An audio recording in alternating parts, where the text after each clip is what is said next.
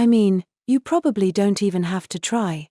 You have the height advantage to win easily. Yeah, if this were any ordinary run, then I guess. Masachika chuckled bitterly at the overly candid remark that so abruptly ruined the mood, but he had a point. After all, there was nearly a half-meter difference in total height between Team Alisa Masachika and Team Yuki Ayono, and obviously, a taller knight had a significant advantage in mounted combat. Plus, there was a considerable difference when it came to the arm length of the riders as well. Therefore, Alisa had an overwhelming advantage in mounted combat if he were to consider only their physical attributes. But you need more than 2 people for cavalry battles, right? Oh, yeah, you need 3 horses per rider, so we need 2 more people. You guys said we'd have a height advantage, but wouldn't 2 helpers completely change everything? Not necessarily. After all, the candidate for president is always the rider, while the candidate for vice president is always the head of the horse. Actually, there are cases when it's the other way around. If the candidate for president's a guy, and the candidate for vice president is a girl, then the candidate for vice president gets to be the rider. For obvious reasons. Yeah, that totally happened with our current president and vice president and apparently with the 2 before them as well. Yeah, although I kind of doubt that Chisaki needed Tuya to switch with her. I heard it was a terrifying sight to see, though. Yeah, I saw the video. And it was awful.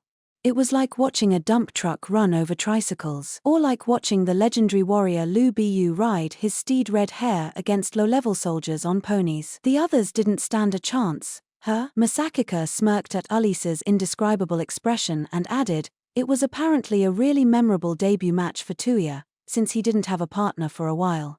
Anyway, we got a little off track, but the physical abilities of the 2 candidates running are far more important than their 2 helpers. Which is why people focus more on name recognition over physical capabilities when it comes to picking their helpers. Why? Masachika thought for a moment before replying. Well, think of it this way. Who do you think the audience is going to cheer for?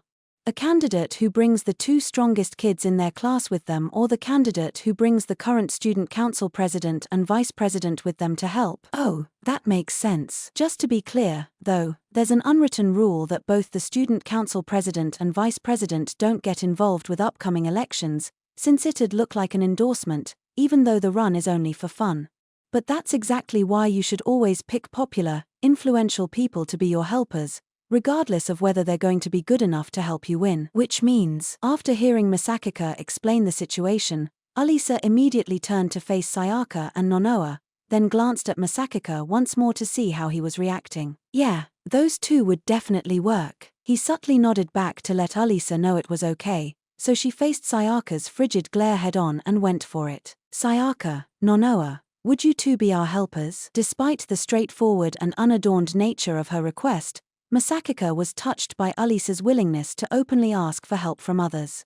However, what's in it for me? Sayaka's response was rather curt. I told you before. I have no intention of endorsing you. I only agreed to be in the band because it sounded fun, but this is a completely different story, Sayaka explained with an indifferent tone and chilling gaze. She then stared straight into Alisa's eyes and firmly declared, you would be gravely mistaken if you believe I'm your friend in this election. Sayaka's declaration, which ruthlessly pushed Alisa away, filled the room with tension. Tokishi and Hikaru watched with bated breath. Masachika, who had anticipated this development, also observed the 2 with a stern expression.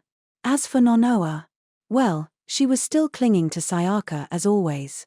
Nonoa really was Nonoa, so what are you offering me in return for being one of your helpers? Perhaps this was a challenge directed at Alisa from a girl once considered the most likely candidate for president. What did it mean to motivate others? To have others work toward one's cause? What kind of negotiation skills did someone need to motivate those who didn't take action based on emotion but on merit? Maybe this was what Sayaka was testing Alisa on. At least, that was what Masachika thought while he watched from the sidelines. I would have used some kind of nerdy otaku merchandise to bribe her, but that probably wouldn't have worked on her this time. After all, this was vastly different from simply forming a band together for the school festival. Because agreeing to support someone in a student council election was essentially an endorsement for that candidate in front of the entire student body. Furthermore, becoming Alisa's horse would have been humiliating for Sayaka, since some might argue that her participation represented her raising the white flag after losing the debate. Plus, given that she had never bowed down to anyone at school before, it was hard to imagine her accepting such a proposal so easily. Even I feel like I'd have a hard time trying to negotiate with Sayaka right now.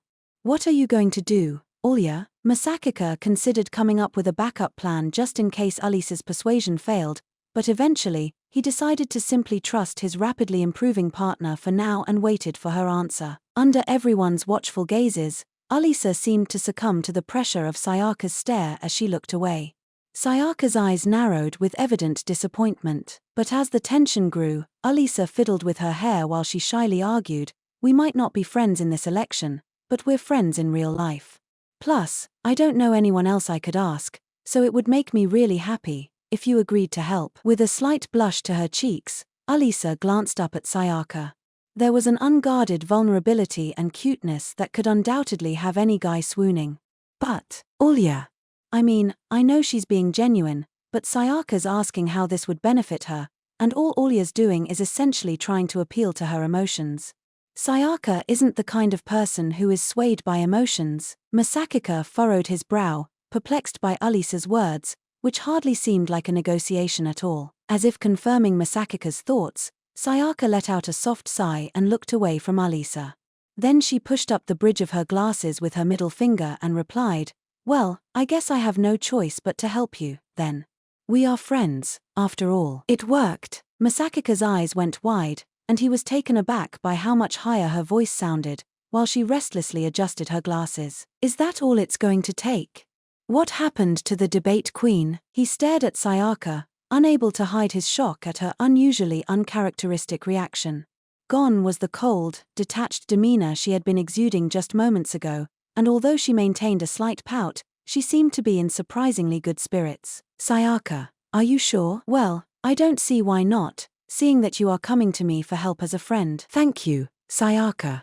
So, Nonoa, I'm in if Soya's in." Nonoa nodded readily, sticking close to her childhood friend, who frowned at Nonoa's grinning face, only millimeters from her own. "Will you get off me already?" grumbled Sayaka, peeling her childhood friend off her arm before grabbing her cup and standing. "I'm going to go get a refill," she stated, before swiftly withdrawing from the room, but the instant she was gone, Nonoa grinned. "Soya's so shy. I definitely wasn't expecting that."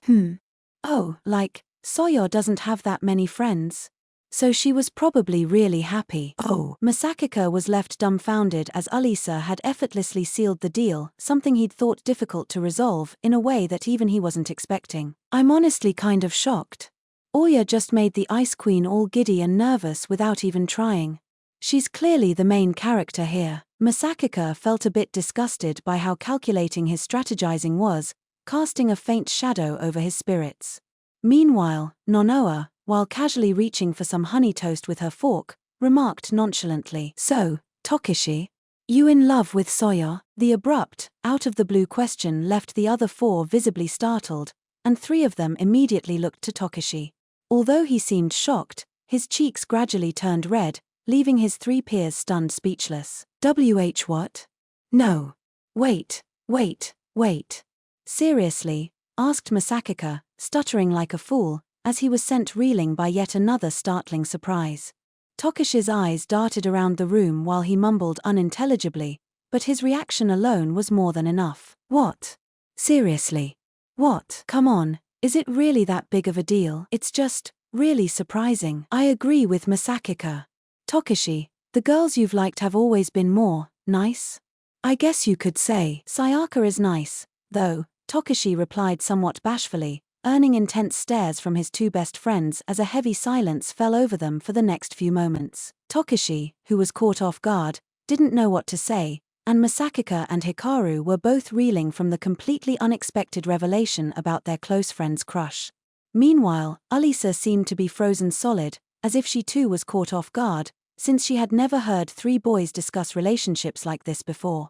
However, the instigator, Nonoa, simply continued to enjoy her honey toast. The silence, unfitting for a karaoke box, was only broken when the door abruptly opened. Did something happen? Sayaka entered the room, a glass of ginger ale in hand, while frowning at her peers, but Masachika simply ignored her while he downed the rest of his cola in one go. "All right, my turn to go get a refill. Let me join you." As if they had planned it, Masachika and Hikaru placed their arms around Tokishi's shoulders from each side in a tight embrace. "You're thirsty, too, right, Tokishi?"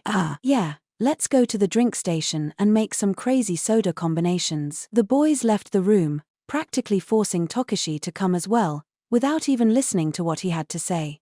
They even left his cup in the karaoke room, but that was far from the biggest issue right now. "So do you really like Sayaka?" Masachika asked the instant they arrived at the drink station. But after seeing Tokishi avoid eye contact without even trying to deny it, he looked up at the ceiling and said, "Wow." While it was clear that Tokishi was serious, it was honestly difficult to cheer him on, for multiple reasons. First and foremost, their families stood at opposite ends of the pecking order. Sayaka was the daughter of the CEO of one of Japan's largest corporations, and while Tokishi was technically the son of a company CEO as well, his family owned what would be considered a small, local factory.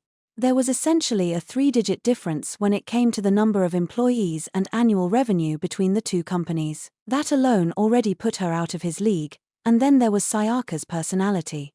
She didn't seem to have any interest in dating, to put it lightly. In fact, she seemed like someone who was more likely to strategically marry for the family business, if she got married at all. Plus, I bet Tokishi has no idea that she's actually a huge nerd. And then there's Nonoa. Masachika's expression was troubled as he considered the various circumstances until Tokishi suddenly spoke up with a hint of discontent in his voice. "Come on. Is it seriously that weird?" "I wouldn't say it's weird, but didn't you tell me there was a girl you liked before summer break?